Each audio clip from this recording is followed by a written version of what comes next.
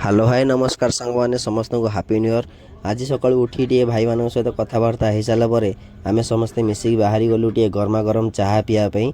बड़ भाई मान सहित चाह पी सारापर आम टे मीठा कथबार्ता हेलु। भाई मान दिज लोडिंग बाहरी पड़ी। पिंकू भाई आम गाड़ी में बस रोसे कर मझे अच्छी ट्रांसपोर्टिंग करने सामान कहीं आम गाड़ी में कम सामान था तो गोटे गाड़ी में रोसे करदे। रोसे सरला आम मिसिक 4 जन जा बस खाईदेलु।